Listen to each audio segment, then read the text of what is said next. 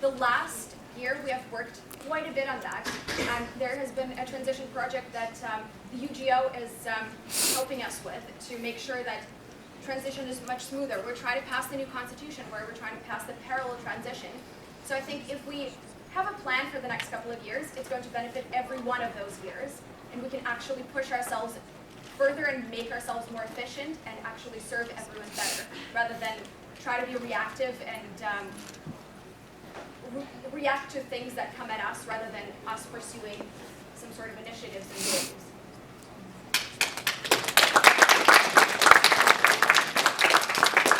All right, I have one more question. I think it was Alex whose hand was up first. Alrighty. This is a question for Rob and Paulina. I noticed that between the two of your platforms, you take very different approaches. Rob, you've seem to have a tendency to kind of promote the day-to-day operations of the CUS more, do what we're doing well and do it better. Paulina, on your platform, you seem to be more development-oriented, future goal-setting type of situation, I guess. So I find that these two are kind of conflicting points of interest. On one hand, on Paulina's side, we see a lot of development for the future and strategic planning that's long-term. And on Rob's end, we see a lot of short-term accomplishments and a lot of focusing on the now, right? So how are you going to, so could you maybe defend your two very different approaches and tell us which one is in fact better? So thank you for your question, Alex. Like you said, focus on the now. Everyone in this room is not going to be here in 5 years to see the benefits of any 5-year strategic plan that we have. The legacy of the 5 years is going to be in your degree when you walk out with your brown paper bag, your diploma, and say, this is my solder degree. So what is that legacy of solder? Well, it starts with, to your point, doing the little things right now, doing the little things well, doing them better than we have in the past, because for a 5-year plan to really grow organically, you start with one good year and you build another good year on top of that, and you build another good year on top of that, and it kind of just wanders where each of these good years leads it to. And that whole 5-year plan, it eventually becomes its own unique plan that never could have been developed in a boardroom when we sat for 20 odd meetings developing where are we going to be in 5 years. It's unique, it's organic, it has the 5-year plan built into doing what we're doing really well right now. The last point is the fact that the board is responsible for the year-on-year stuff, what happens as we transition. I sit as a part on the board. My role is not to influence the board heavily, that's the student body. My role as the president is to influence the year-in-year stuff of the VPs and the executives and what they're doing in their portfolios, and do that better than the people who are sat in those seats before them. So for those reasons, I focus on the now and want to grow organically. Thank you.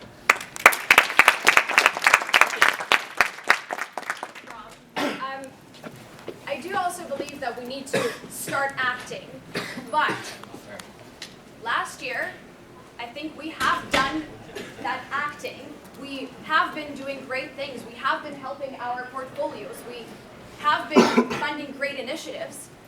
But what was missing is us actually sitting down for 5 minutes or for an hour, for a couple of hours, and saying, where are we going with all of these actions? Where are we trying to take our students, and how can we best serve them?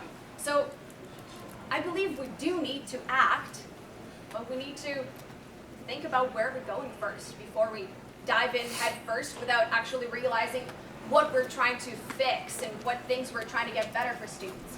So I do believe that acting is important, and changing the little things and enabling our services and our VPs to do the best they can, but actually knowing where they need to go and where we want to take them. I think that's important, because that did not happen last year.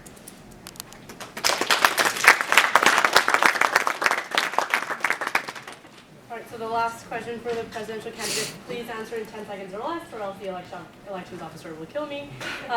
My question to you on behalf of the student body is, in 10 seconds or less, what is the one tangible benefit that I, as a student, will receive by voting you in as president?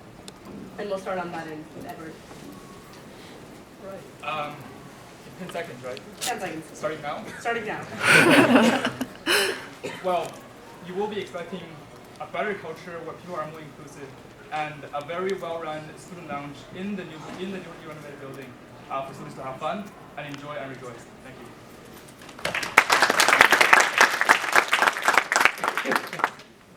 If I'm elected, I think what I can deliver is getting what you guys want the CUS to do and actually giving me that rather than what I want and what my fellow board of directors want.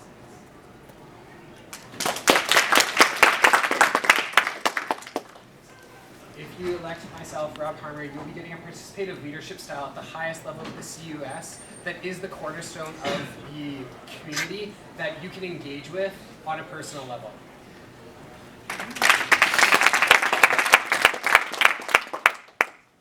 Friendship, honesty, transparency, and ultimately, community.